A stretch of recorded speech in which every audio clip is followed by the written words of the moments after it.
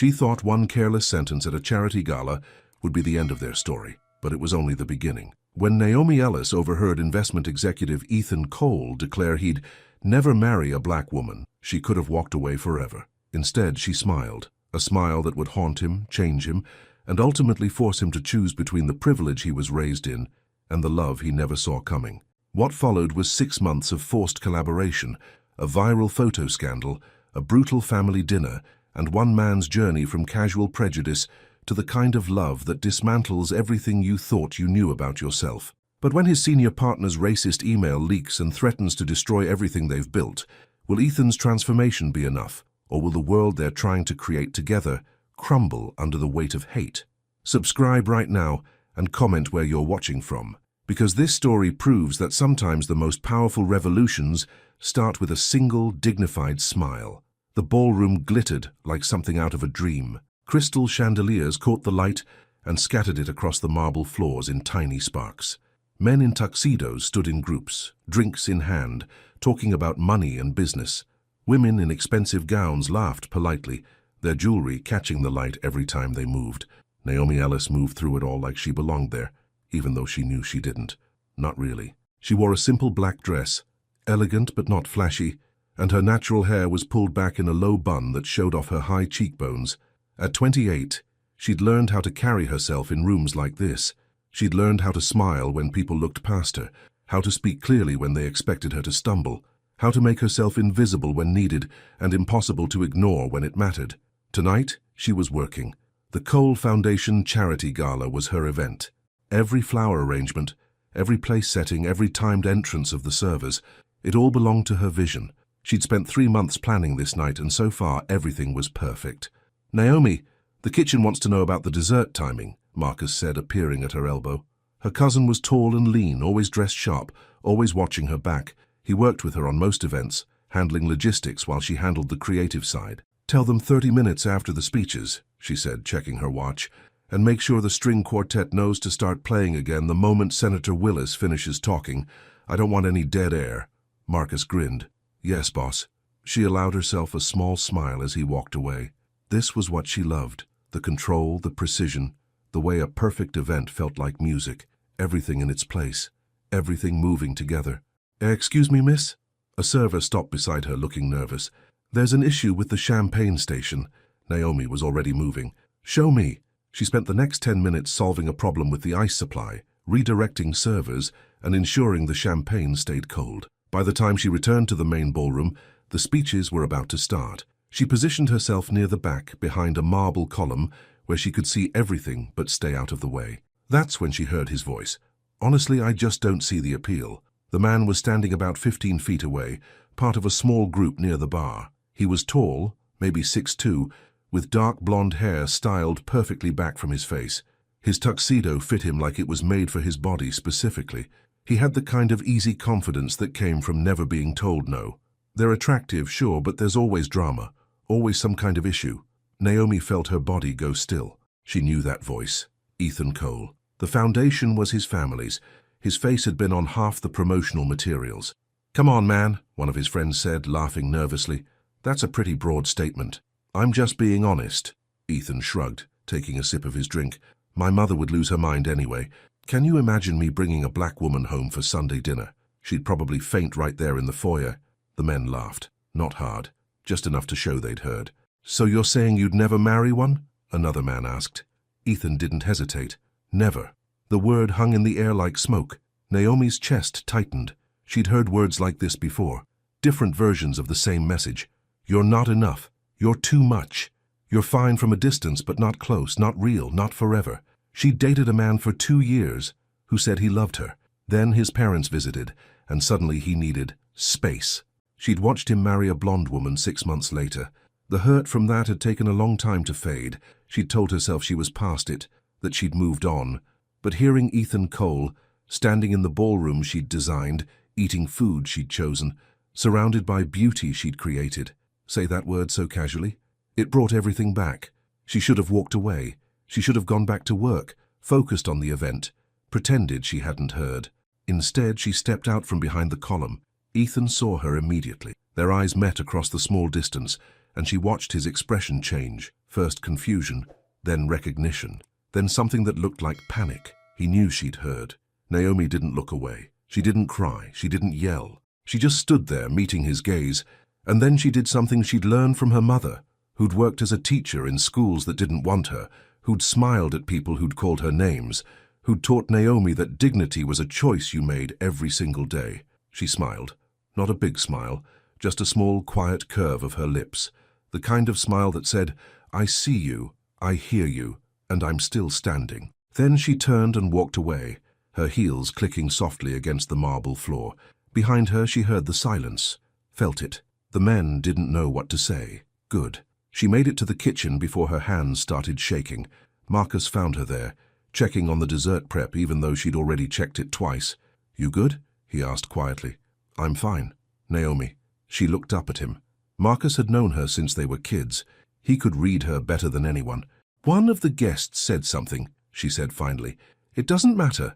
If it doesn't matter, why are your hands shaking?" She pressed her palms flat against the counter. "Because I'm tired, Marcus. I'm tired of being the kind of woman men say they'd never marry. I'm tired of working twice as hard to get half the credit. I'm tired of smiling when I want to scream." Marcus put his hand over hers. "Who said it? It doesn't matter. It does to me." She shook her head. "Let it go. We have an event to finish." The rest of the night passed in a blur. The speeches went well. The food was perfect. The guests laughed and danced and donated money to whatever cause the Cole Foundation was supporting this month. Naomi made sure every detail was flawless, because that's what she did. That's what she'd always done, but she felt Ethan Cole's eyes on her all night. Every time she moved through the crowd, every time she spoke to a guest or directed a server, she could feel him watching. She didn't look back. She wouldn't give him that. At 11:30, the event started winding down. Naomi oversaw the cleanup, making notes about what had worked and what needed adjustment for next time. She was in the coat check area, talking to the attendant, when someone cleared their throat behind her. She turned. Ethan Cole stood there, hands in his pockets, looking uncomfortable in a way that seemed foreign to his features. "Ms. Ellis," he said, "I was hoping I could speak with you for a moment." Naomi kept her expression neutral. "Is there a problem with the event, Mr. Cole?" No, everything was perfect. You did an incredible job. Thank you. I wanted to..." He stopped, glanced around, lowered his voice. "I wanted to apologize for what you overheard earlier. That was inappropriate, and I'm sorry you had to hear it." Naomi studied him.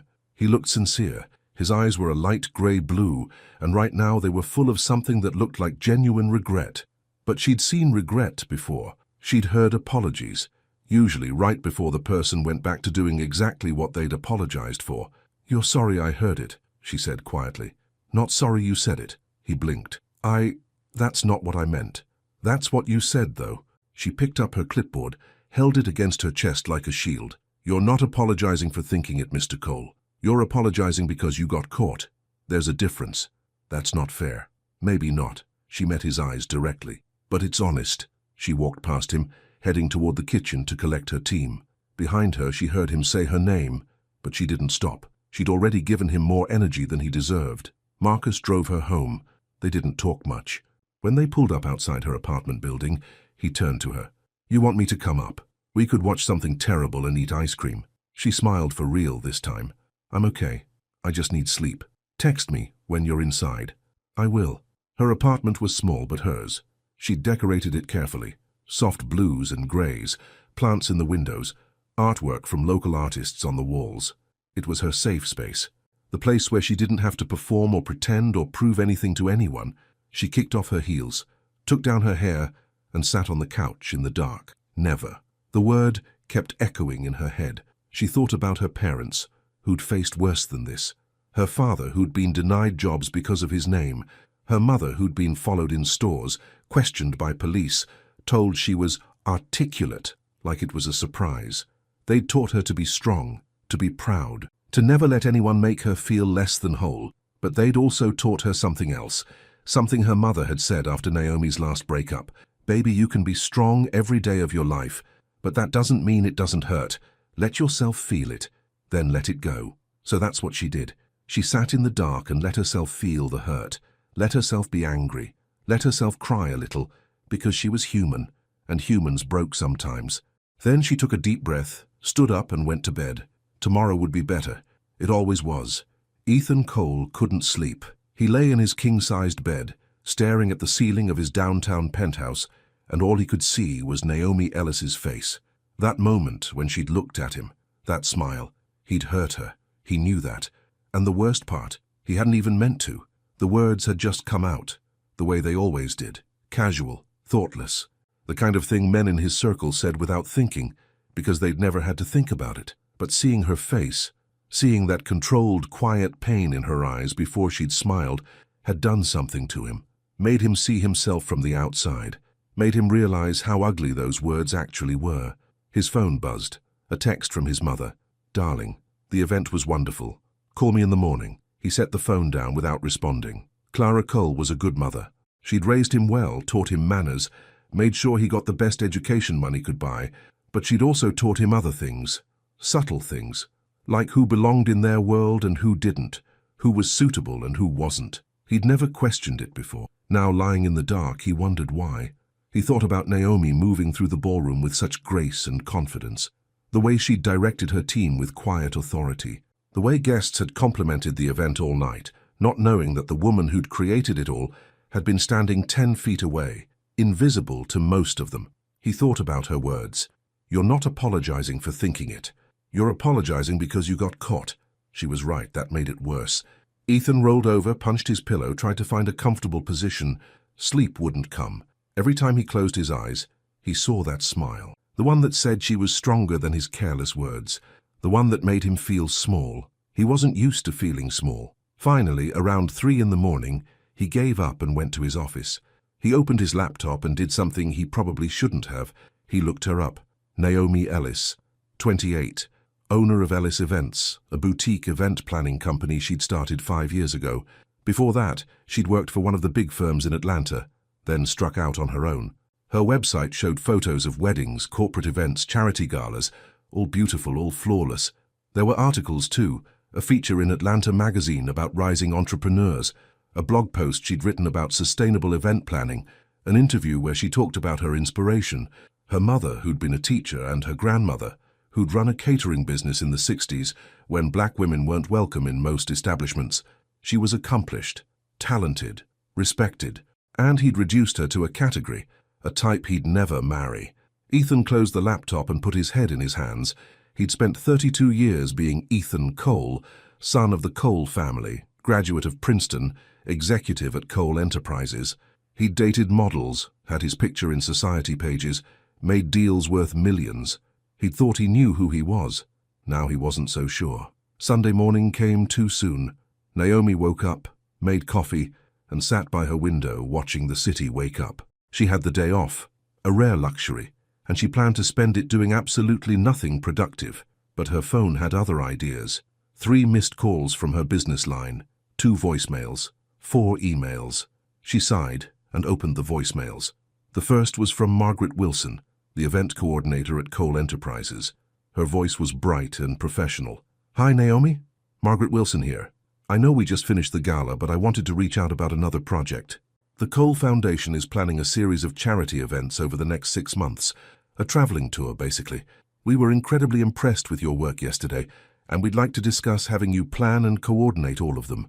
It would be a significant contract. Please call me back when you can." Naomi's heart jumped. A 6-month contract with the Cole Foundation would be huge. It would put her company on the map in a way nothing else could. The second voicemail was from the same woman, left an hour later. "Hi again, it's Margaret. I should mention, and I hope this won't be an issue, but Mr. Ethan Cole will be directly involved in these events. He's taking a more hands-on role with the foundation going forward. I know you'll be professional, and we really hope you'll consider the opportunity. Talk soon." Naomi set the phone down. Of course, Ethan Cole would be involved, because the universe had a sense of humor. She poured another cup of coffee and called Marcus. "They want me to plan 6 months of events," she said when he answered. "That's amazing. So why do you sound like someone just kicked your dog?" "Because Ethan Cole will be my direct point of contact." Silence on the other end. Then, "Oh, yeah, oh, what are you going to do?" Naomi looked out the window. The sun was fully up now, warming the city. People were walking dogs, going to brunch, living their lives. She thought about her business, about the contracts she'd worked so hard to build, about the reputation she'd earned event by event, smile by smile. She thought about her mother, who'd never let anyone make her quit. "I'm going to call them back," she said, "and I'm going to take the contract." "You sure?" "No, but I'm doing it anyway." Marcus laughed. "That's my girl. Want me there when you meet with them?" "Absolutely." She called Margaret Wilson back and scheduled a meeting for Tuesday morning. Then she spent the rest of Sunday preparing. She reviewed the Cole Foundation's mission statement, researched their past events, made notes about themes and logistics. She dressed carefully on Tuesday, a navy blue suit that meant business, her hair in a professional twist, minimal jewelry. Marcus met her in the lobby of Cole Enterprises at 9:45. The building was all glass and steel, towering over downtown Atlanta like a monument to wealth. Inside, everything was marble and modern art, and uncomfortable-looking furniture that probably cost more than her car. They were shown to a conference room on the 15th floor. Floor-to-ceiling windows offered a view of the city that took Naomi's breath away, though she tried not to show it. Margaret Wilson arrived first, a thin white woman in her 50s with kind eyes and an efficient manner. She shook their hands warmly. "Thank you so much for coming. Coffee, water?" They both accepted coffee. Then Margaret opened a folder and started explaining the project. 6 charity events across Georgia, each focusing on a different cause: education, hunger relief, healthcare, arts funding. The foundation wanted them to feel cohesive but unique. They wanted Naomi's creative vision. "The budget is generous," Margaret said, sliding a paper across the table, "and we're prepared to move quickly. The first event is scheduled for 6 weeks from now." Naomi glanced at the numbers. Her eyes widened slightly. This wasn't just a good contract, this was a game changer. "I assume you'll want to discuss this with your team," Margaret said, "but we're hoping—" The conference room door opened. Ethan Cole walked in, and Naomi's body went tight with tension. He wore a charcoal suit, white shirt, no tie. He looked like he hadn't slept well. "Good. Sorry I'm late," he said. His eyes found Naomi immediately. "Ms. Ellis, thank you for coming." She nodded but didn't speak. He sat down across from her. Margaret continued explaining the project, but Naomi could barely focus. She was too aware of Ethan sitting there watching her, his expression carefully neutral. Finally, Margaret finished. "So what do you think? Are you interested?" Naomi looked at Marcus. He gave her a small nod. "Your call." She looked back at Margaret, deliberately not looking at Ethan. "It's a wonderful opportunity. I just have one question." "Of course." "You mentioned Mr. Cole would be directly involved. What exactly does that mean?" Margaret glanced at Ethan. He cleared his throat. "It means I'll be the Foundation's representative," he said. "We'll work together on planning and execution. I'll be your main point of contact." Naomi's jaw tightened. She could feel Marcus shift beside her. "I see," she said. "And you think that's a good idea?" Ethan met her eyes. "I think you're the best event planner in Atlanta. I think you'll do incredible work regardless of who you're working with." "That's not what I asked." The room went quiet. Margaret looked confused, glancing between them. Ethan leaned forward slightly. "Ms. Ellis, I know I offended you at the gala. I've apologized and I meant it, but this is business. I promise to be professional, if you will." Naomi wanted to say no, wanted to stand up and walk out, wanted to tell him that some things couldn't be fixed with money and contracts. But she thought about her business, about the bills she still had to pay, about the employees who depended on her, about her mother's voice. "Don't let anyone take your dreams away." "I'll need creative control," she said finally. "Full autonomy over design, vendors, and logistics. You can approve or reject my plans, but I won't work with someone looking over my shoulder every minute."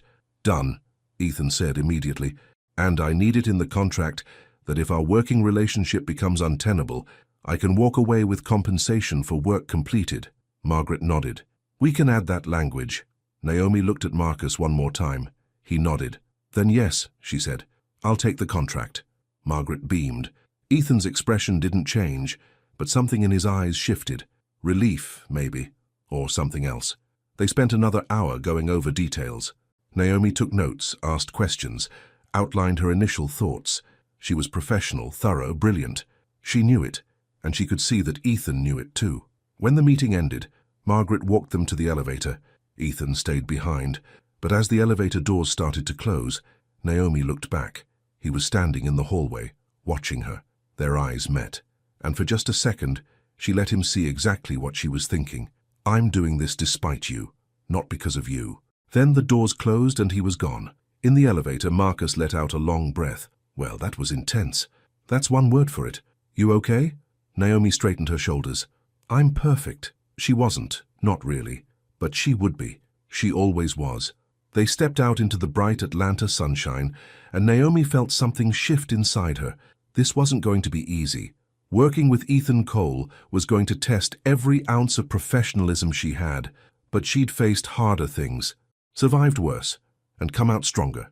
Let him watch me work, she thought. Let him see exactly what he said he'd never marry. Let him regret it. The apology came the next day in the form of a handwritten note delivered to her office. Naomi stared at the cream-colored envelope on her desk like it might bite her. Her assistant, Rachel, leaned against the doorframe, arms crossed, eyebrows raised. Well? Rachel said. Are you going to open it or just glare at it until it bursts into flames? I'm considering my options. Rachel walked over and picked up the envelope, examining it. She was 29, blonde, perpetually cheerful, and one of the best assistants Naomi had ever hired. She was also one of the few white women Naomi completely trusted, which said something. Expensive paper, Rachel observed. Actual handwriting. No return address except EC. This is either a love letter or an apology from someone who doesn't know how to text like a normal person. It's not a love letter, so it's an apology. Rachel handed it back. From your new business partner, who said something incredibly stupid at the gala. Naomi had told Rachel everything. She told Rachel most things. That's what happened when someone worked beside you for 3 years and never once made you feel like you had to be smaller to make them comfortable.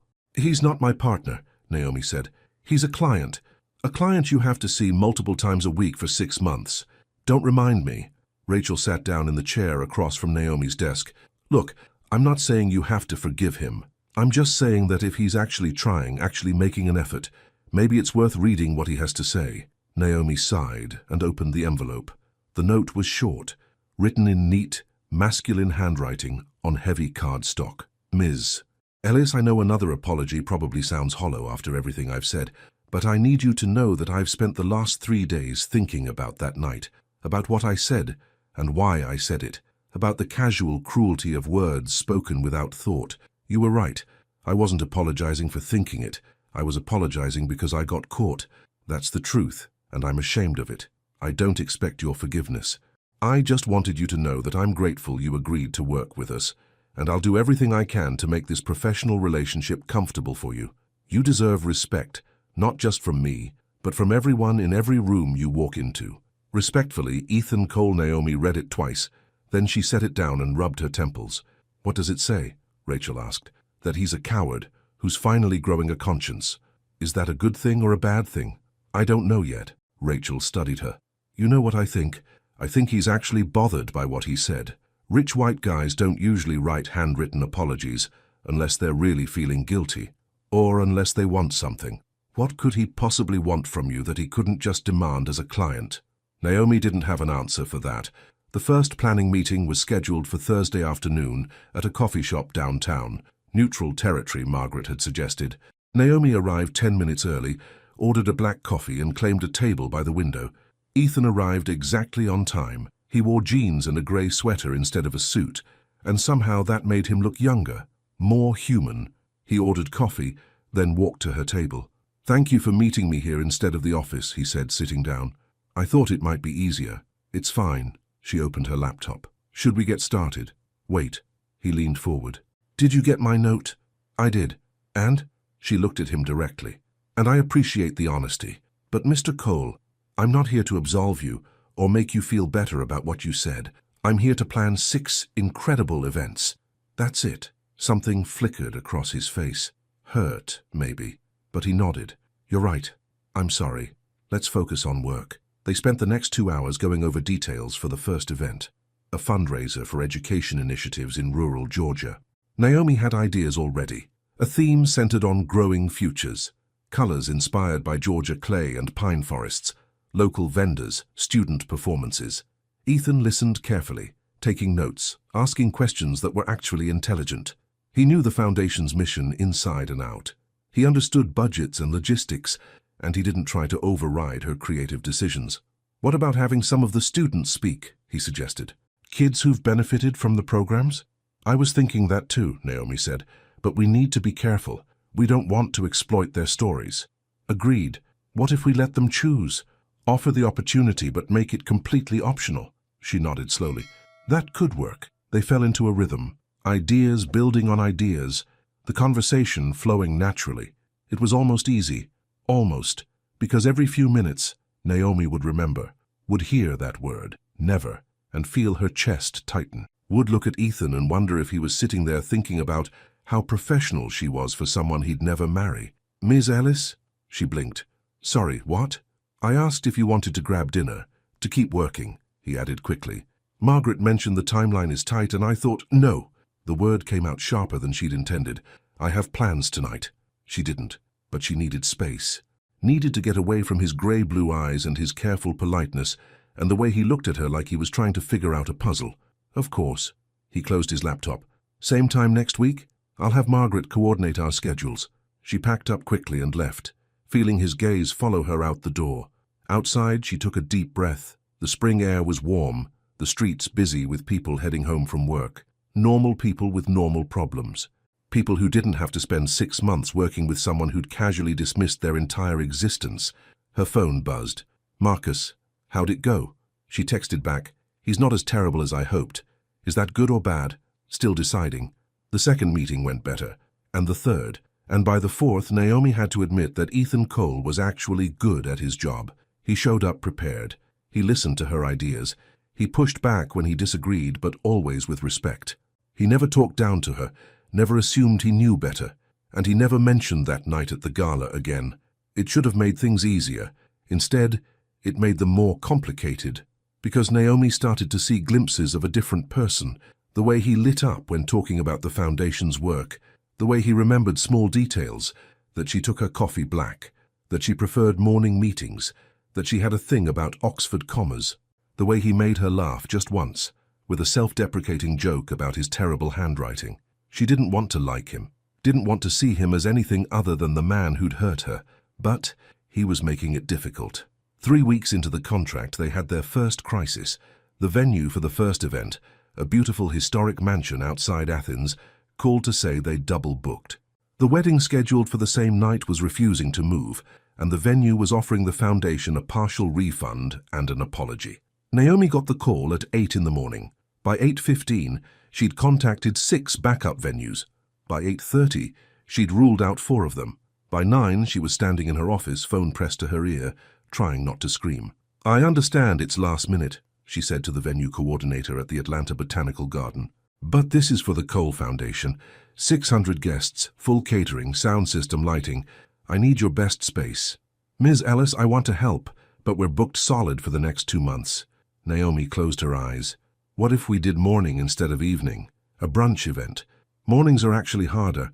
We have school groups. I'll double your rental fee. Silence on the other end. Can you hold? Yes. While she waited, Ethan walked into her office. She hadn't heard him knock. I heard about the venue, he said. What can I do? Unless you can magically create a space that holds 600 people and doesn't look like a hotel ballroom, nothing. He thought for a moment. What about the Cole estate? She frowned. Your family's house? It's technically owned by the foundation. We use it for events sometimes. The gardens are beautiful, and the ballroom holds 400 comfortably. We could put up a tent on the lawn for the rest.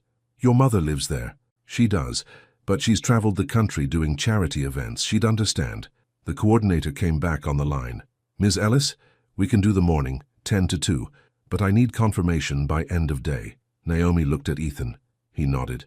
I'll call you back in an hour, she told the coordinator and hung up. You don't have to use my family's estate, Ethan said, but it's an option. I'd need to see it. Today. I'll drive you. An hour later, they were heading north out of the city in Ethan's car, a sleek black sedan that probably cost more than Naomi's entire apartment. He drove carefully, one hand on the wheel, occasionally glancing at her. You're quiet, he said. I'm thinking. About the venue? Among other things. He didn't push. That was new for him, she'd noticed. The first few meetings, he'd tried to fill every silence. Now he seemed comfortable letting them sit. The Cole estate sat on 40 acres of rolling hills and old-growth trees. The house itself was ridiculous. 3 stories of white columns and black shutters, something out of a movie about the South. But the gardens were stunning. Roses and hydrangeas and pathways lined with boxwoods. a fountain in the center, string lights already hung between the trees. "It's beautiful," Naomi said quietly. "My grandmother designed the gardens. My mother maintains them." They walked through the space. Naomi took photos, made notes, measured sightlines. Her mind was already working. Where to put the stage, how to arrange seating, what kind of lighting would make the gardens glow at sunset. "This could work," she said. "Actually, this could be better than the original venue." Ethan smiled. "I'm glad." They were standing near the fountain when a voice called from the house. "Ethan, is that you?" Naomi turned. A woman was walking toward them, mid-60s, elegant in cream-colored slacks and a silk blouse. Her hair was blonde, going silver, pulled back in a neat twist. She had Ethan's eyes. "Mum," Ethan said, "I didn't know you were home." "I live here, darling." Clara Cole's gaze shifted to Naomi, and something flickered in her expression. Surprise, maybe, or something else. "And who is this?" "This is Naomi Ellis. She's planning the Foundation's events." "Naomi, this is my mother, Clara Cole." "It's nice to meet you, Mrs. Cole." Naomi extended her hand. Clara shook it, her grip firm but brief. "The event planner. I've heard wonderful things about your work." Her tone was polite but cool, the way some people could make a compliment sound like an observation of something vaguely surprising. "Thank you. Ethan, may I speak with you for a moment?" "Inside?" "Actually, Mom, we're in the middle of—" "It will only take a moment." Ethan glanced at Naomi apologetically. "I'll be right back." He walked toward the house with his mother. Naomi stayed by the fountain, pretending to check her phone, but she could hear their voices drifting from the patio. "Is this appropriate?" Clara's voice, hushed but sharp. "Is what appropriate?" "Bringing her here, to our home. It's a business decision, Mom. The venue fell through. I understand that. I'm just saying, people will talk. You know how they are." Naomi's stomach twisted. She'd heard this before, too. People will talk. What will they think? How will it look? "Let them talk." Ethan's voice was firmer now. "Naomi is the best in the business. That's all that matters. I'm not questioning her qualifications. I'm questioning the optics." "Then question somewhere else. Because this is happening." Silence. Then Clara's voice again, quieter. "You're different lately. Maybe that's a good thing." Naomi turned away, focusing on the gardens. She felt something cold settling in her chest. This was why she'd been hesitant. This was why working with Ethan felt like walking through a minefield. Because no matter how professional he was, no matter how respectful, she would always be the black woman in spaces that didn't want her.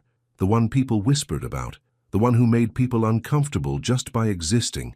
Ethan returned a few minutes later, his jaw tight. "I apologize for that," he said. "For what?" "You heard." She looked at him directly. "Mr. Cole, I've been hearing versions of that conversation my entire life. Your mother isn't unique. That doesn't make it acceptable." "No, but it makes it reality." She picked up her bag. "I'll work on redesigning the event for this space. I'll send you mock-ups by tomorrow." "Naomi, we should go. I have other meetings this afternoon." They drove back to the city in silence. When Ethan dropped her off at her office, he put the car in park but didn't unlock the doors. "I meant what I said in my note," he said quietly. "About respect, about doing better. I know you did, but you don't believe me." She turned to face him. "I believe you want to do better. I believe you feel guilty about what you said, but wanting to change and actually changing are different things, and I'm not going to stand around waiting to see which one wins out." His jaw worked. "What if I prove it to you?" "You don't need to prove anything to me. Just let me do my job." She got out of the car before he could respond. The event came together despite everything. Naomi threw herself into the work, designing something beautiful and meaningful. She hired local musicians, featured student art, created centerpieces using books donated to rural libraries. The night before the event, she stayed late at the Cole estate, overseeing final setup. Marcus was there, directing the lighting crew. Rachel was triple-checking the seating chart. Everything was falling into place. Ethan found her around 9, standing in the gardens, looking at the way the string lights reflected off the fountain. "You should go home," he said. "Get some sleep." "I will. Soon." He stood beside her, hands in his pockets. "This is going to be incredible. You know that, right?" "I hope so. I know so." He paused. "Naomi, can I ask you something?" She tensed. "What? Why did you take this contract, really?" She considered lying. Considered giving him some professional answer about business opportunities and portfolio building, but she was tired, and the garden was quiet, and maybe he deserved the truth. "Because I've spent my whole life being told what I can't do," she said softly. where I don't belong, what I'll never be. And every time someone tells me that, I have two choices. I can believe them, or I can prove them wrong. She looked at him. I'm tired of believing them. Ethan's expression shifted. Something raw and unguarded. I'm sorry, he said, for being one of those voices. I know. Do you forgive me? The question hung between them. Naomi thought about her mother's words again, about strength and hurt and letting go. I'm working on it, she said finally. That's the best I can give you right now. He nodded slowly. Then I'll take it. They stood there for another moment, the lights glowing around them, the night air warm and full of possibility. And for the first time since the gala, Naomi felt something shift.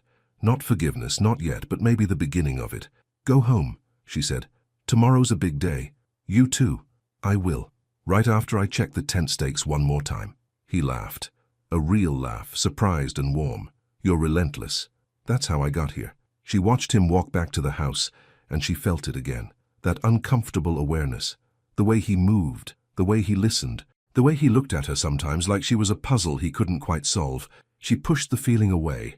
This was work, just work. But as she turned back to the fountain, she caught her reflection in the water, and she looked like someone standing on the edge of something that might be wonderful or might be devastating. She didn't know which yet. The event was perfect. 600 guests filled the Cole Estate gardens.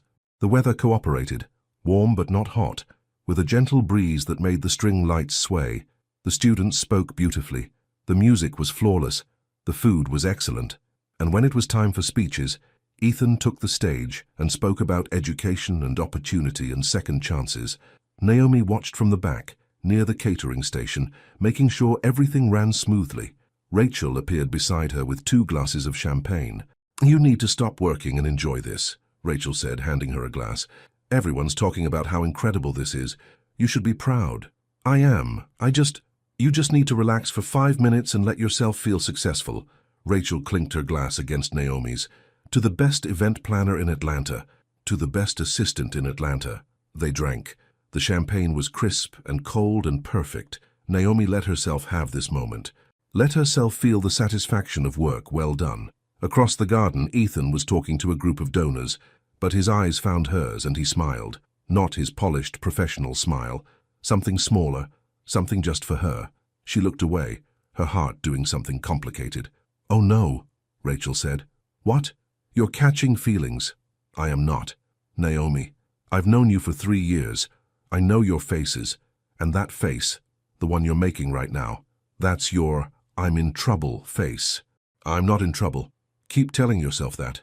A server approached with a tray of appetizers. Naomi grabbed one, even though she wasn't hungry, just to have something to do with her hands.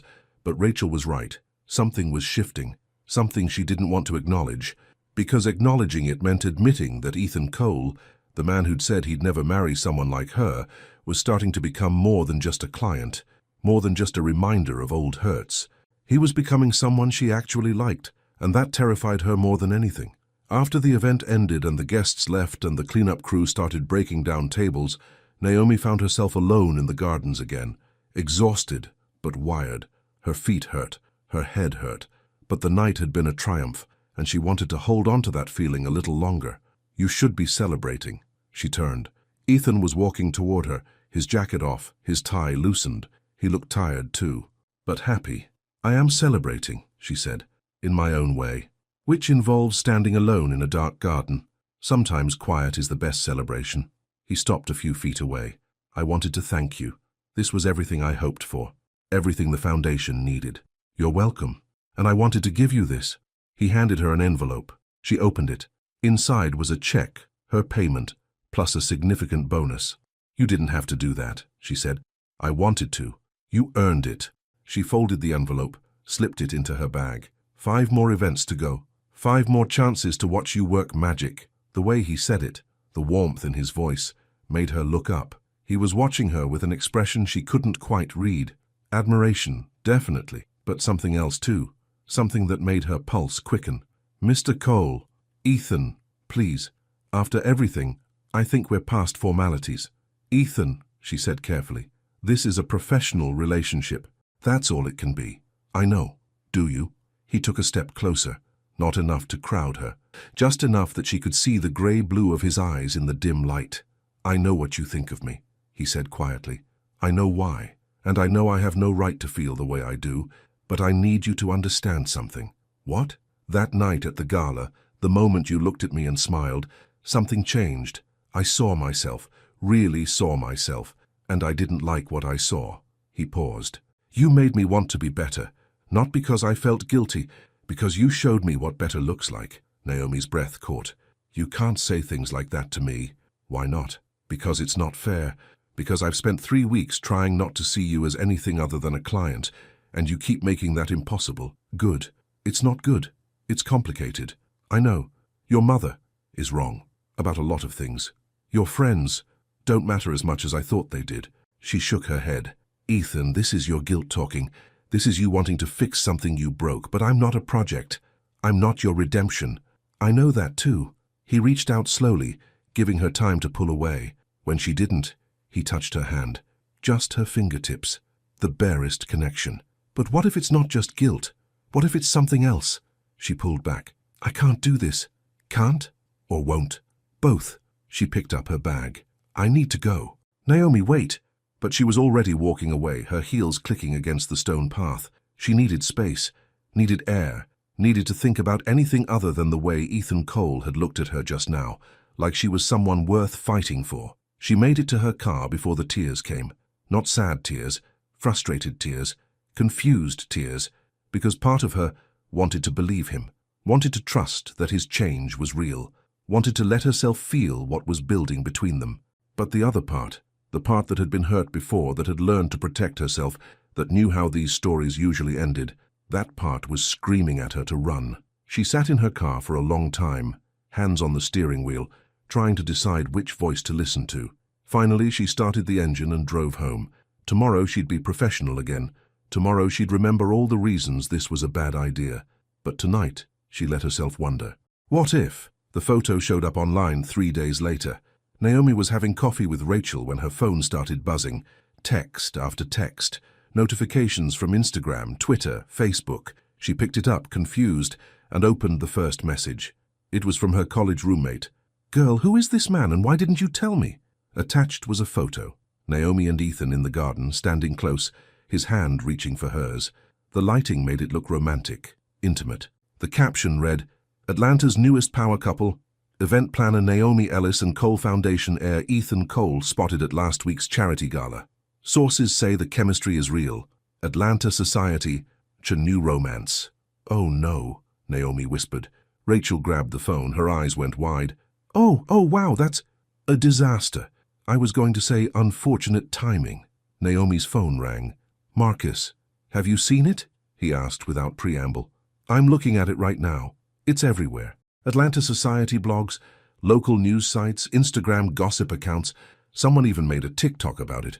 Naomi felt sick. This is going to ruin everything. Maybe not. Maybe it'll blow over. But even as Marcus said it, Naomi knew better. She'd lived in this city long enough to know how gossip worked, how a single photo could become a story, how a story could become truth, whether it was real or not. "I need to call Ethan," she said. "Already tried. He's in meetings all morning. Then I need to release a statement." "Saying what?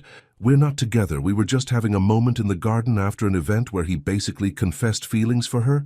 That'll go over well." Naomi pressed her fingers to her temples. "This is exactly what I was afraid of." Rachel reached across the table and squeezed her hand. "Hey, one photo doesn't define anything. You're still the best event planner in Atlanta. Your work speaks for itself. My work spoke for itself. Now people are going to think I got this contract because—" She couldn't finish the sentence, but Rachel understood. "Because he's interested in you. Because you're using your looks or playing some angle." Her voice hardened. "Which is garbage, by the way. You earned this contract because you're brilliant. Try telling that to the internet." By noon, Naomi had received 3 calls from clients asking about her relationship status. By 2, a gossip blogger had requested an interview. By 4, someone had found her business page and left a comment. "Must be nice getting contracts on your back instead of your talent." She deleted the comment, then another, then 5 more. Marcus showed up at her office around 5, carrying takeout. "You haven't eaten," he said, unpacking containers of Thai food. "I'm not hungry. Eat anyway. You'll feel better." She picked at the pad Thai while Marcus scrolled through his phone, his jaw getting tighter with each swipe. "People are awful," he muttered. "What are they saying?" "Nothing you need to read." "Marcus." He sighed and handed her the phone. She scrolled through comments on various posts.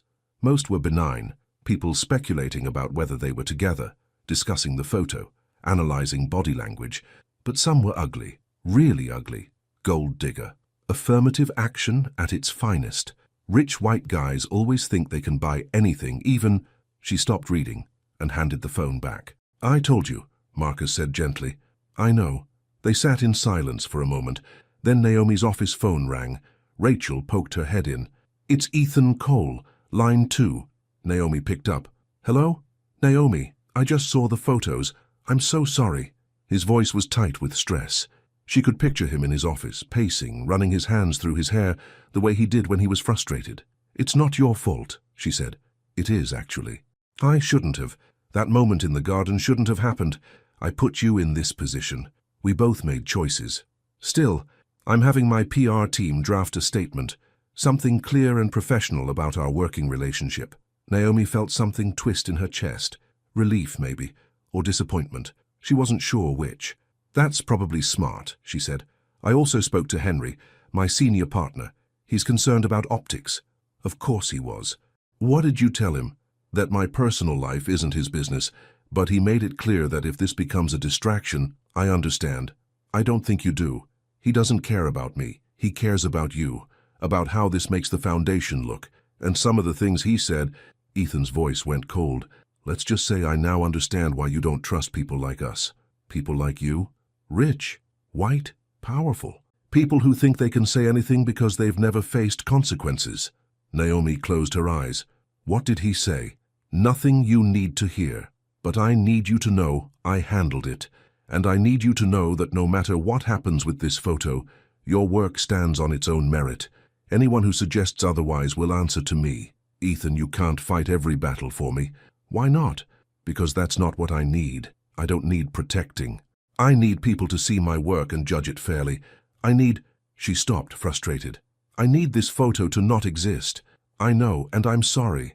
But since we can't change that, we focus on what we can control. We release a statement. We continue working together professionally. And we let the work speak for itself." "You make it sound simple." "It's not, but it's what we've got." After they hung up, Naomi stared at her computer screen. The PR statement would help.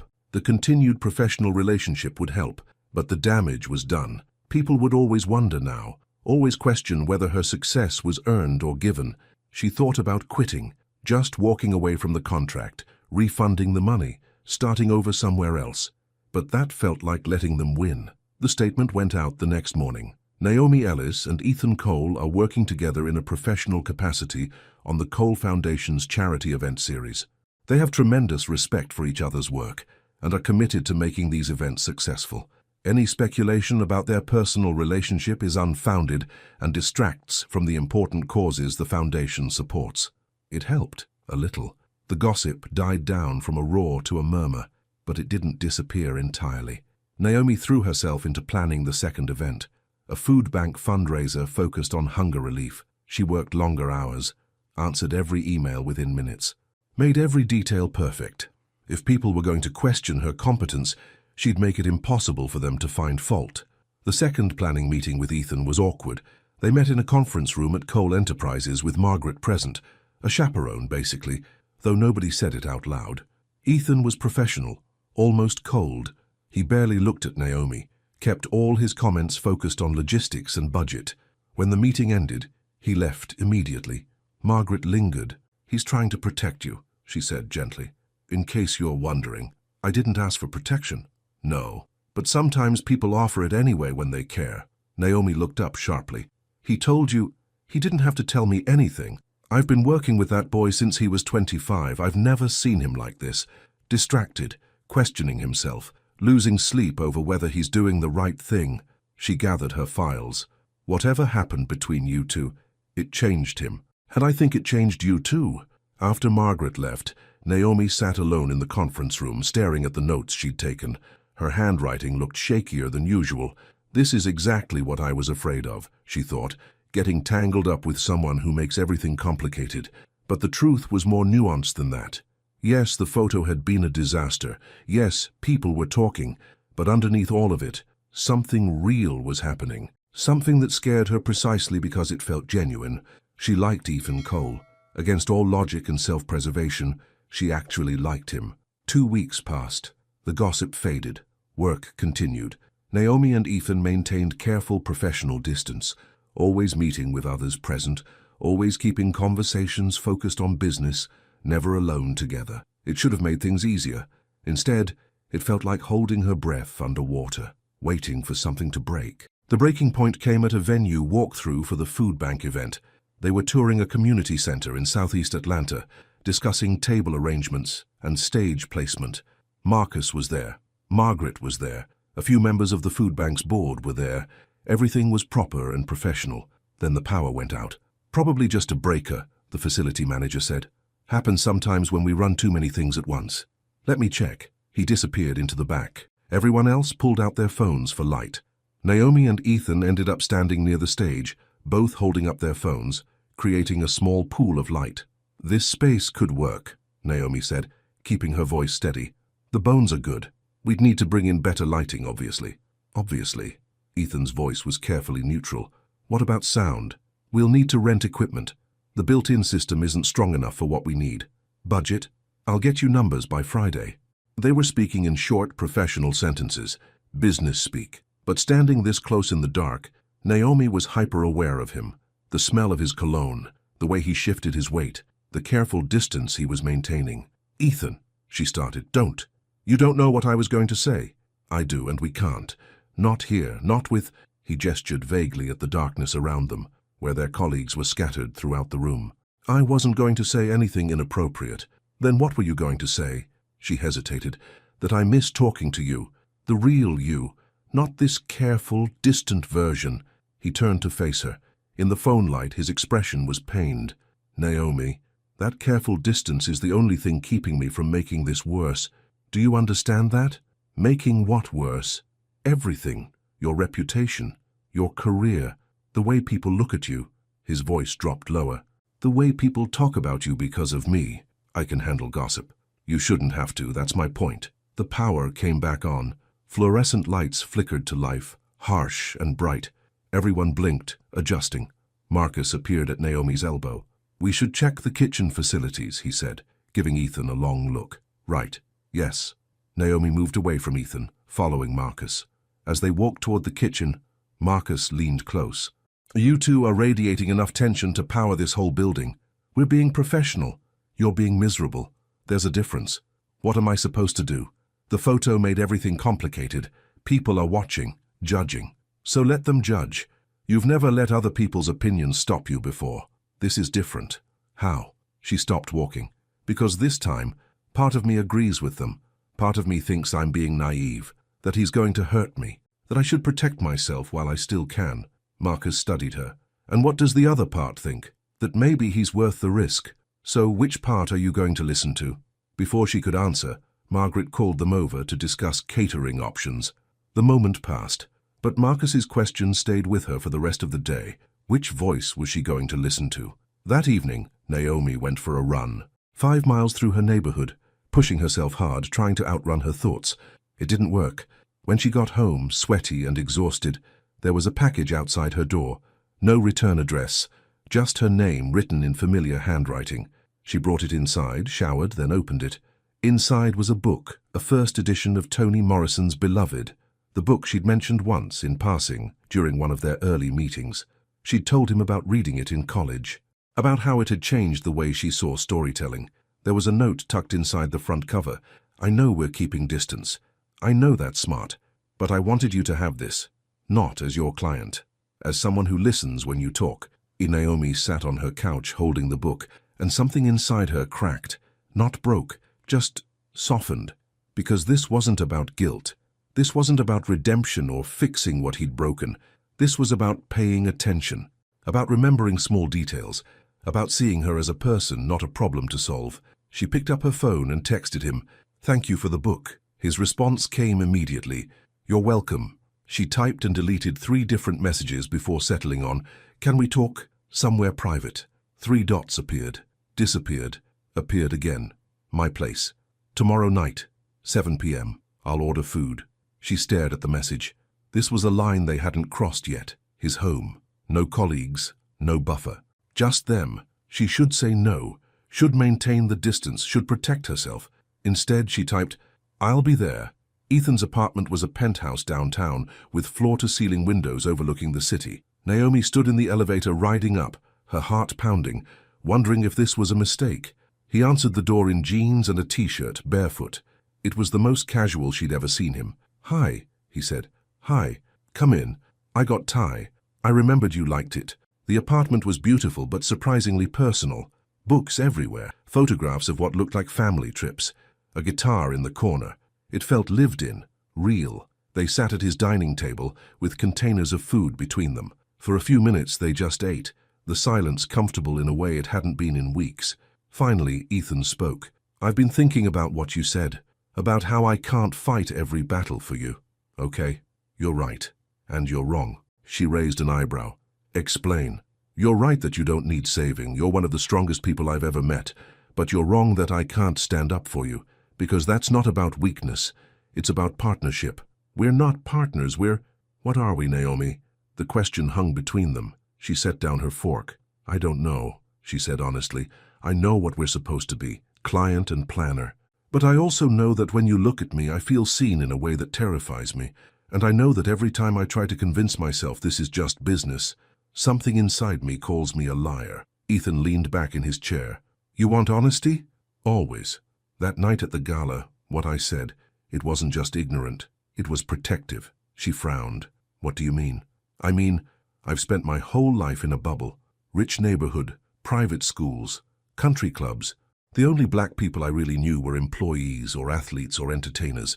And my mother, my friends, the entire world I grew up in, they all reinforced the same message. Stick with your own kind. Don't complicate things. That doesn't make it okay, I know. But it explains it. And I think part of me said that word so casually because I was trying to convince myself, trying to maintain the bubble. Because once you step outside it, once you actually see people as people instead of categories, everything changes, and change is scary. Naomi's chest felt tight. So what changed? Why now? You smiled at me. In that moment when you should have been angry, when you had every right to make a scene, you just smiled. And I realized I'd spent 32 years being exactly who my world expected me to be, and it made me someone I didn't respect. He stood up, walked to the window, stared out at the city. My mother called me yesterday, he continued. She's heard the gossip. She wants to have dinner, wants to talk about the situation, and I know exactly what she's going to say, that I'm being foolish, that people are talking, that I should end the contract and move on before things get more complicated. Maybe she's right. He turned to face her. Is that what you want? I want... Naomi stopped, surprised by the emotion in her voice. I want to know if this is real, if you're really changing, or if you're just caught up in some idea of who you think I am. Come here. She stood up slowly, walked to where he was standing. The city sparkled below them, millions of lights in the darkness. You asked me once what I wanted, Ethan said quietly. I want to prove to you that this is real, that I'm not perfect and I'm still learning and I'll probably mess up 100 more times. But I'm trying. And I care about you, not as a client, not as some project, as Naomi, the woman who turns impossible events into magic, who speaks truth even when it costs her, who smiled at me when I deserved anger and somehow made me want to deserve that smile. Naomi felt tears prick her eyes.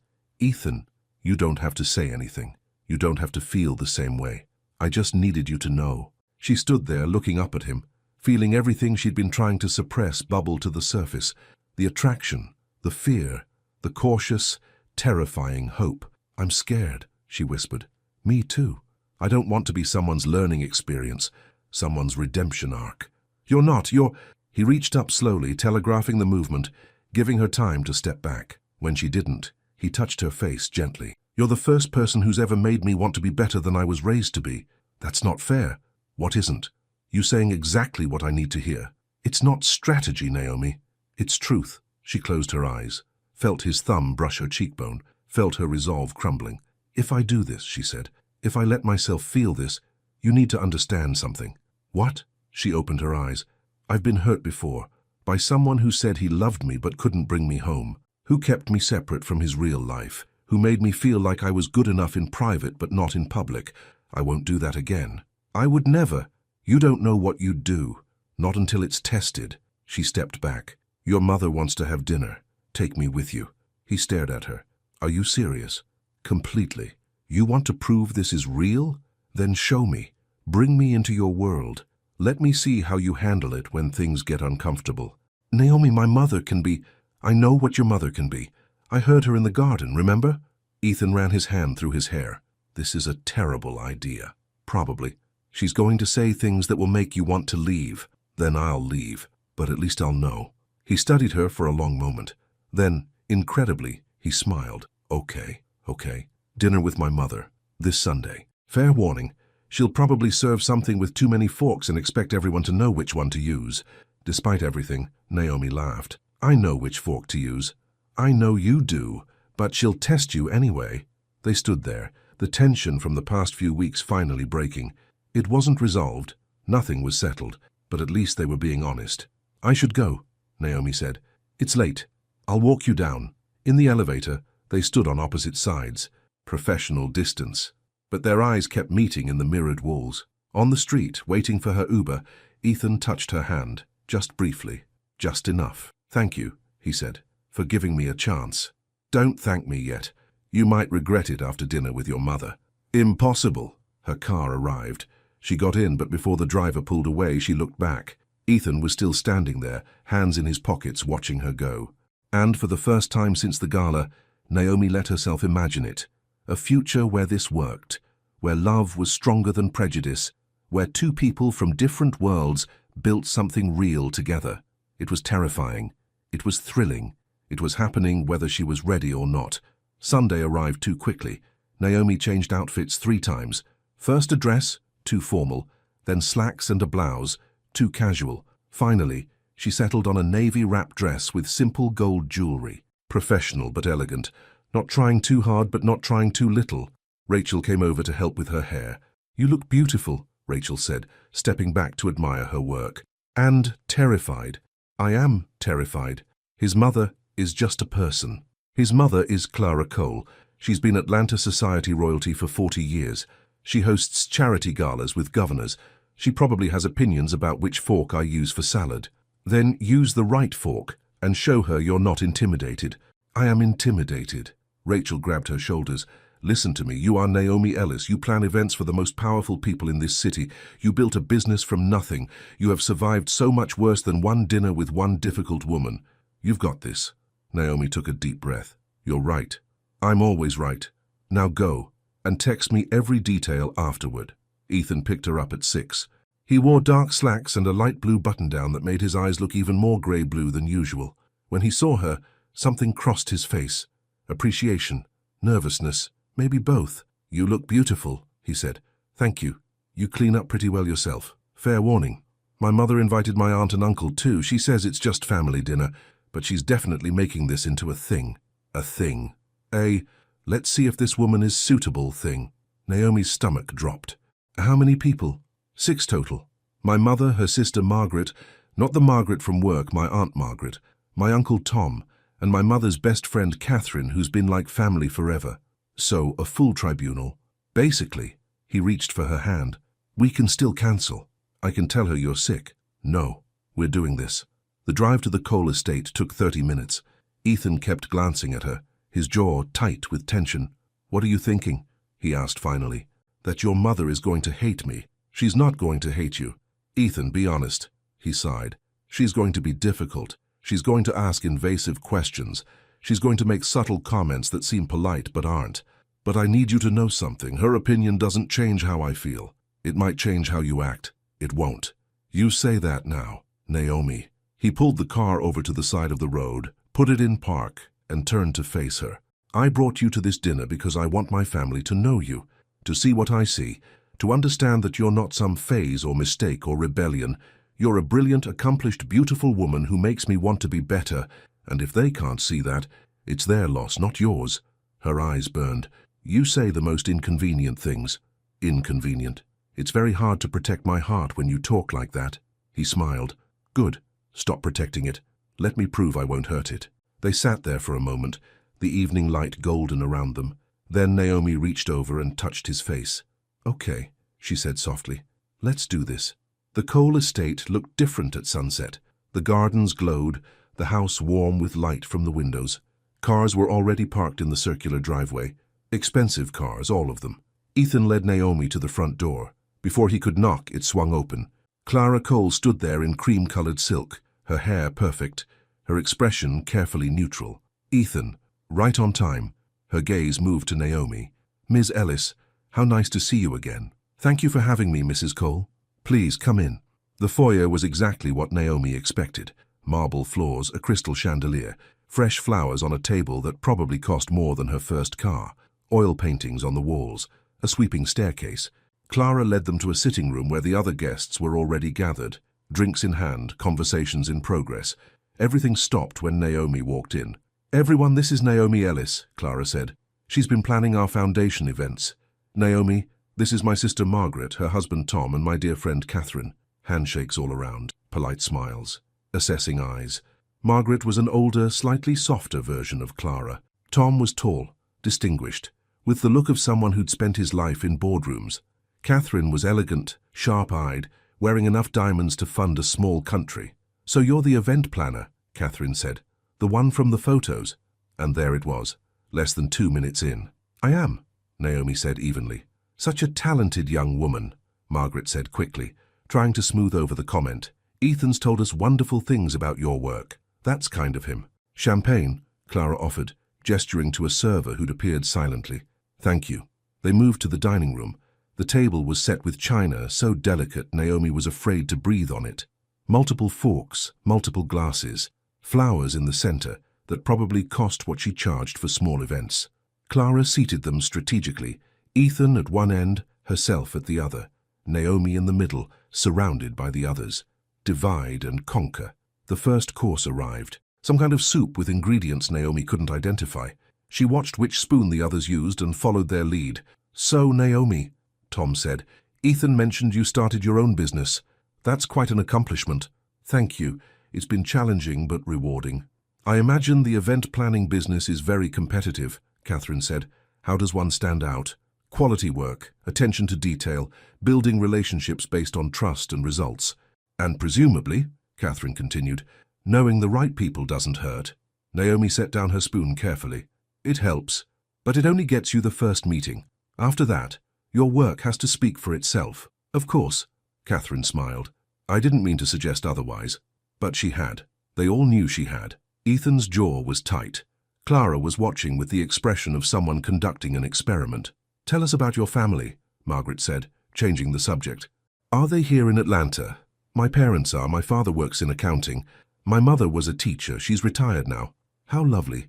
Teaching is such important work." "It is. She taught middle school for 35 years, English and history." "That must have been challenging," Clara said. "Public schools can be so difficult." "They can be, but my mother believed every child deserved a quality education, regardless of their circumstances." A noble sentiment. The way Clara said it, like nobility was quaint but impractical, made Naomi's blood pressure rise. The second course arrived, fish with some kind of sauce, vegetables arranged artistically. Naomi forced herself to eat, even though her stomach was in knots. "I have to say," Tom said, "I was surprised when Ethan mentioned he was bringing you tonight. We've been encouraging him to settle down for years, but he's always been so focused on work." "We're not," Naomi started. "We're getting to know each other," Ethan interrupted. His voice was firm. "And before anyone asks invasive questions, yes, I care about her. Yes, this is serious. And yes, I invited her tonight because I wanted my family to meet someone who's important to me." Silence around the table. Clara set down her wineglass. "Ethan, no one is questioning. You've been questioning since we walked in. All of you." He looked at each of them in turn. "The comments about the photos, about standing out, about knowing the right people. You're not subtle. We're simply trying to understand," Catherine said. "Understand what? That I'm dating someone who isn't from your country club, someone who didn't go to the right schools or grow up in the right neighborhood?" "Ethan," Naomi touched his arm. "No, they need to hear this." He turned back to his family. "Naomi is the most talented event planner I've ever worked with. She's intelligent, creative, and professional. She's also kind and funny and sees the world in a way that challenges me to be better. And yes, she's black. If that's a problem for any of you, that's something you need to work through, because she's not going anywhere. The silence was deafening. Finally, Clara spoke. May I speak with you privately, Ethan? Anything you want to say, you can say here. I don't think that's appropriate. And I don't think ambushing Naomi with a dinner party inquisition was appropriate. But here we are. Clara's expression hardened. You're being unreasonable. I'm being honest. Naomi stood up. Excuse me, I need some air.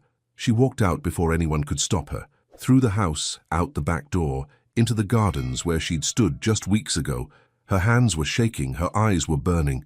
This was a mistake. Coming here, letting herself care about Ethan, thinking any of this could work. She'd been naive, foolish. Behind her, the door opened. She expected Ethan, but it was Clara. Ms. Ellis, please let me explain. Naomi turned. There's nothing to explain, Mrs. Cole. Your family made their feelings perfectly clear. They were rude. I apologize for that. You were rude too. You just did it more politely. Clara winced. You're right, and I'm sorry.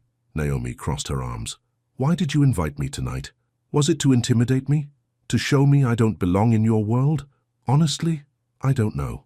Clara walked to the fountain, sat on the edge. When Ethan told me he was bringing you, I panicked, because I saw something in his eyes I've never seen before. Real feelings, real connection. And it terrified me, because I'm black, because you're different, because you'll change things. Change him. Is that so terrible? Clara looked up at her. I raised Ethan to fit into a certain world, to value certain things, to make choices that would keep him safe and successful within the parameters I understood, and he's done that. He's been everything I expected him to be, until now. Until now. Clara's voice softened. Watching him in there, defending you, standing up to me, I realized something. I've been so focused on keeping him safe that I never asked if he was happy. Naomi sat down beside her. And is he? Happy? I don't think he was. Not really. Not until recently. Clara turned to her. You've changed my son, Ms. Ellis. I'm not sure I like it, but I can't deny it. I didn't set out to change him. I know. That's what makes it real. Clara was quiet for a moment. My mother, Ethan's grandmother, she was very progressive for her time. She believed in equality, in justice. She'd be ashamed of how I've raised him, of the bubbles I've kept him in. It's not too late, isn't it? Not if you're willing to actually try.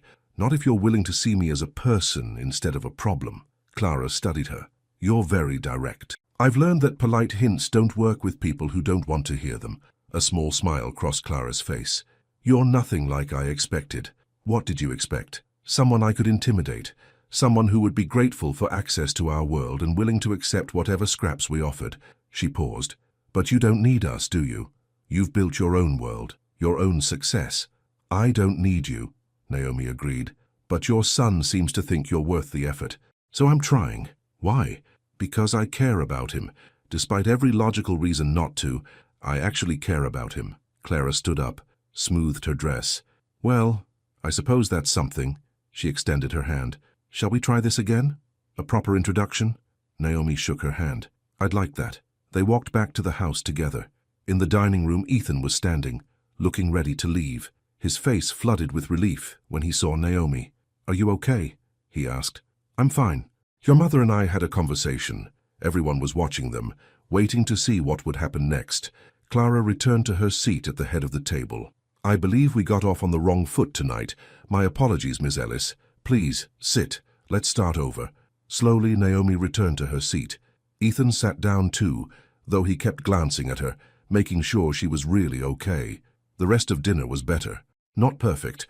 Catherine still made a few pointed comments, and Margaret asked too many questions about Naomi's business finances, but Clara made an effort.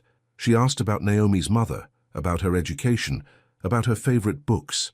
Real questions. Curious questions. By dessert, the conversation had even become pleasant. You must tell us about the upcoming food bank event, Clara said. I understand it's at a community center. It is. We're focusing on partnering with local organizations that are already doing the work, supporting them instead of trying to create something new. That's very wise. Too many charities ignore the people who've been fighting these battles for years. Exactly, Clara nodded. I'd like to help if you'll allow it. I have connections with several food distributors. I could make some calls. Naomi blinked. That would be helpful. Thank you. It's the least I can do. After dinner, Ethan walked Naomi to his car. She was exhausted, emotionally drained, but strangely hopeful. "I'm sorry," he said once they were alone. "That was worse than I thought it would be. It was exactly what I expected, but it got better. Because you're incredible, you handled them with more grace than they deserved. Your mother apologized, really apologized." "I know. I'm still processing that." They drove back toward the city. Naomi watched the lights blur past, thinking about everything that had happened. The tension, the honesty, the small moment of connection with Clara at the fountain. "This isn't going to be easy," she said quietly. "Your family, your world, they're going to resist this every step of the way." "I know. Are you prepared for that?" He reached over and took her hand. "I'm prepared to fight for this, for us, as long as you want me to." She looked at their joined hands. His pale skin against her dark skin. Such a simple thing, such a complicated thing. "I want you to," she said, "but I need you to understand something. I won't shrink myself to fit into your world. I won't apologize for who I am or where I come from. I would never ask you to, not intentionally, but the pressure will be constant. The comments, the looks, the questions about whether I belong, then we'll face them together." She wanted to believe him, wanted to trust that this could work. "Okay," she said finally. "Together." The next month passed in a blur of work and stolen moments. The food bank event came together beautifully. Naomi worked with local organizations, featured community leaders, created something meaningful that went beyond just raising money. Ethan was there every step of the way, not hovering, not controlling, just supporting. And slowly, people started to see them as a team. The gossip continued, but it shifted. Instead of gold digger and social climber, people started saying power couple and Atlanta's newest philanthropic partners. It wasn't perfect. There were still ugly comments. Still people who refused to see Naomi as anything but an outsider. But there were also people who supported them. Marcus and Rachel, obviously, Margaret from work, some of the foundation's board members, even Clara, who called Naomi once to get advice on updating the foundation's approach to community partnerships. "I think she's actually trying," Naomi told Rachel over coffee one afternoon. "That's good, right? It's confusing. I spent so long preparing to hate her, and she's still difficult, but she's also human. People are complicated." "Tell me about it," Rachel grinned. "Speaking of complicated, how are things with Ethan?" Naomi felt herself blush. "Good. Really good. Have you told him you love him yet?" "What? No. It's too soon." "Naomi, you light up when you talk about him. You check your phone constantly to see if he's texted. You smile at nothing. You're in love. That's terrifying. That's life." That evening, Naomi and Ethan had dinner at her apartment. She cooked. Nothing fancy, just pasta and salad. And they ate on her couch watching a documentary about event planning disasters. "This is nice," Ethan said, leaning back against the cushions. "Eating on the couch? Being normal. Not worrying about who's watching or what people will say." She set down her plate. "Do you miss it? Your old life? Before things got complicated?" "No. That life was comfortable but empty. This," he gestured between them, "this is real. This matters. Even when it's hard? Especially when it's hard." She studied him. "You've changed, you know, since that night at the gala." "I hope so. I don't just mean your views on race or dating or whatever. I mean you seem lighter, happier. I am happier, because of you. That's a lot of pressure to put on one person." He shifted to face her fully. "You're right, let me rephrase. I'm happier because meeting you made me question everything I thought I knew about myself, and in questioning it, I found out I actually like the person I'm becoming, the person who stands up to his mother, who calls out his colleagues when they're wrong, who values substance over status. And you think I did that?" "I know you did. That smile, the one you gave me that night, it haunted me, because I saw my own ugliness reflected back at me, and I had to choose whether to ignore it or confront it." He took her hand. "I chose confrontation because of you." Naomi's eyes burned. "I need to tell you something." "Okay." "I was so angry at you for weeks. I held on to that anger because it felt safer than the alternative, which was admitting that I was falling for you. Admitting that despite everything logical and self-protective, I actually wanted this to work." Ethan's breath caught. "Naomi, I'm not saying I love you, not yet, but I'm saying I could. I'm saying you've made me believe in possibilities I'd given up on, and that terrifies me. But it also—" She stopped, searching for the right words. "It also makes me feel alive in a way I haven't in years." He pulled her close, wrapped his arms around her. She let herself sink into the embrace, feeling safe in a way that still surprised her. "I love you," he said quietly. "I know it's fast. I know we're still figuring things out, but I love you. And I'm going to keep loving you through every complication and challenge and difficult dinner with my family." She pulled back to look at him. "You can't just say that." "Why not?" "Because now I have to decide whether to say it back or make you wait and suffer." He laughed. "I'll wait. I'm patient." "You're really not." "I'll learn." She kissed him then, soft at first, then deeper, saying with actions what she wasn't quite ready to say with words. When they broke apart, he touched her face gently. "I'm still learning," he said. "Still growing, still making mistakes. But I need you to know I'm committed to this, to us, to building something real." "I know. And when you're ready to say it back, I'll say it, I promise." 3 months later, they stood in the same ballroom where everything had started. The final charity gala, the culmination of 6 months of work. The room looked completely different than it had that first night. Naomi had designed it around themes of growth and transformation. Trees in pots lined the walls, their branches strung with lights. Tables were decorated with plants that guests could take home and continue growing. The program featured stories of change, people who'd been helped by the foundation's work and had gone on to help others. Naomi stood in her usual spot near the back, watching everything come together. 600 guests, flawless execution, her best work yet. Ethan found her there. He'd been circulating, greeting donors, giving his speech, but now he stood beside her, shoulder to shoulder. "You did it," he said. "We did it." "No, this was all you. I just stayed out of your way." She smiled. "You did more than that." On stage, Clara was speaking, talking about the foundation's growth, about new partnerships with community organizations, about learning to listen to voices that had been ignored for too long. She caught Naomi's eye and nodded, a small gesture of respect. "My mother's actually doing well up there," Ethan said. "She is. You were right about her being willing to change. Slowly, very slowly. Still counts." The speeches ended. Music started. Guests began moving toward the dance floor. Ethan turned to Naomi. "Dance with me?" he asked. "People will talk. Let them."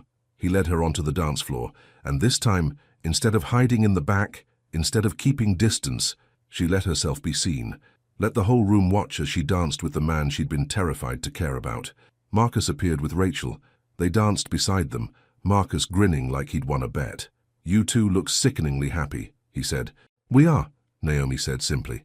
"Good. About time." The song ended. Another began. Couples swirled around them, and somewhere in the crowd, Naomi heard someone whisper, "Aren't they a beautiful couple?" Not a beautiful mixed couple, not a controversial couple, just beautiful progress. Later that night, after the guests left and the cleanup crew started breaking down tables, Ethan took Naomi back to the fountain in the garden, the same place where she'd confronted his mother, the same place where so much had changed. "I have something for you," he said. "Ethan, I told you, no gifts after events. It's too much. This isn't for the event. This is for us." He pulled a small box from his pocket, not a ring box, something else. Inside was a key. "It's to my apartment," he said. "I want you to have your own space there. I want us to start building something together. No pressure, no expectations, just possibility." Naomi held the key, feeling its weight. This was real. This was commitment. "I love you," she said. He stared at her. "What?" "I love you. I've been trying to figure out when to say it, how to say it, and I realized, right now, right here, where everything started, I love you, Ethan Cole. Despite every logical reason not to, despite all the complications, I love you." He pulled her close and kissed her, deep and long and full of promise. When they broke apart, both of them were smiling. "I have one condition," she said. "Anything. You keep learning, keep growing, keep questioning the world you grew up in, because that's the man I fell in love with. Not the one who had all the answers, but the one who was brave enough to admit he didn't. I promise." They stood there in the garden, under the string lights, holding each other, two people from different worlds who'd found something neither of them had been looking for. Love. Real, complicated, imperfect love. The kind that changed people. The kind that lasted. 1 year later, the ballroom glittered exactly the way it had that first night. Same chandeliers, same marble floors, same elegant crowd, but everything was different. Naomi stood near the entrance, checking last-minute details. This wasn't just another event. This was her and Ethan's engagement party. their way of celebrating with the people who mattered. Clara approached, elegant in silver silk. "Everything looks beautiful, dear. Thank you. And thank you for hosting. It's my pleasure. Besides, your mother did most of the planning." Naomi smiled. Her mother and Clara had become unlikely friends over the past year, bonding over gardening and books and their shared frustration with their adult children's stubbornness. Marcus and Rachel were already on the dance floor, laughing about something. Naomi's parents were talking with Ethan's aunt and uncle, who'd both apologized profusely after that first dinner and had spent the past year proving they meant it. And Ethan stood near the stage, adjusting his tie nervously. When he saw her, his face lit up. He walked over, took her hand. "Ready? For what?" "I want to say something. To everyone." "Ethan, we agreed. No big speeches. Just a small one, please." She nodded and he led her to the stage. The music quieted. Everyone turned to watch. "Thank you all for being here," Ethan said. His voice carried across the room. "A year ago, I stood in this ballroom and said something unforgivably ignorant. I hurt someone who didn't deserve it, and I revealed exactly how much growing I needed to do." The room was silent, listening. That person, Naomi, she could have written me off. She had every reason to. Instead, she gave me a chance to prove I could change. And in doing that, she changed my life. He turned to her. "You taught me that love isn't about finding someone who fits into your world. It's about being brave enough to build a new world together. A better world." Tears streamed down Naomi's face. "You taught me that words matter, that actions matter, that every day we choose what kind of people we want to be. And every day since I met you, I've chosen to be someone worthy of you." He pulled a small box from his pocket, opened it. A ring sparkled inside. Simple, elegant, perfect. "Wait," Naomi said. "You already proposed. We're already engaged." "I know, but I realized I never apologized the right way, never made it public. Never let everyone see me acknowledge what I did wrong and what you've given me." He got down on one knee. "So I'm doing it now, in the same room where I hurt you, in front of everyone who matters. Naomi Ellis, I love you.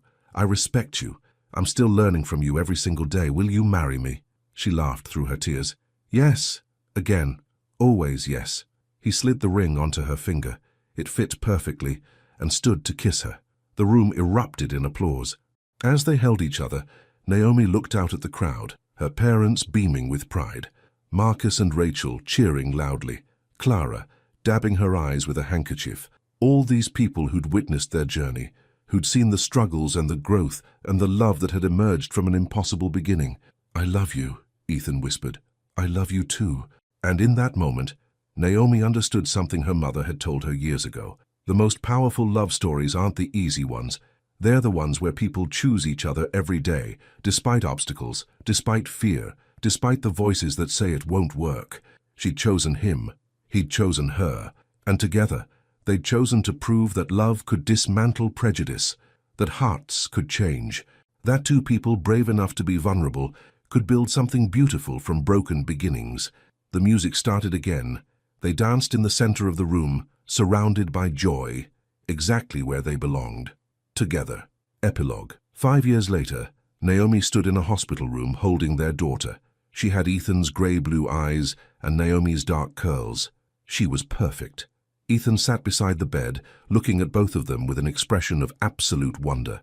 "She's beautiful," he whispered. "She is. What should we name her?" They'd been debating names for months, never agreeing, always finding something wrong with each suggestion. But now, looking at her daughter, Naomi knew. "Grace," she said, "because grace is what brought us here. Your grace in being willing to change, my grace in being willing to forgive, the grace that let us build this life together." Ethan's eyes filled with tears. "Grace Cole, it's perfect." Clara knocked softly and entered, followed by Naomi's parents. They crowded around the bed, cooing over the baby, taking turns holding her. "She looks like both of you," Naomi's mother said. "The best of both worlds," Clara added. Naomi and Ethan exchanged a smile. 5 years ago, those two women could barely be civil to each other. Now they were planning joint grandmother duties. That night, after everyone left and baby Grace was sleeping in her bassinet, Naomi and Ethan lay in the hospital bed together, exhausted but happy. "Do you ever think about that night?" Ethan asked. "At the gala?" "Sometimes." "Do you regret not walking away?" She thought about it, about all the pain and growth and struggle that had brought them here, about the dinner with his family, about the gossip and the doubts and the moments when it would have been easier to quit. "No," she said finally, "because that night taught me something important." "What?" "That the most meaningful changes come from the hardest moments, that people can grow if they're brave enough to be uncomfortable. That love isn't about finding someone perfect, it's about finding someone willing to become better." He kissed her forehead. "You made me better. We made each other better." They lay there in the quiet hospital room, their daughter sleeping peacefully nearby. And Naomi thought about that smile, the one she'd given Ethan in the ballroom that first night, the smile that had said, "I see you, and I'm still standing." She'd been standing then, she was still standing now. But this time, she wasn't standing alone. She was standing beside someone who'd proven that change was possible, that love could cross any divide. That two people from different worlds could build a bridge between them, a bridge made of honesty and vulnerability, and the daily choice to keep choosing each other. It hadn't been easy, but it had been worth it. Every single moment. The end.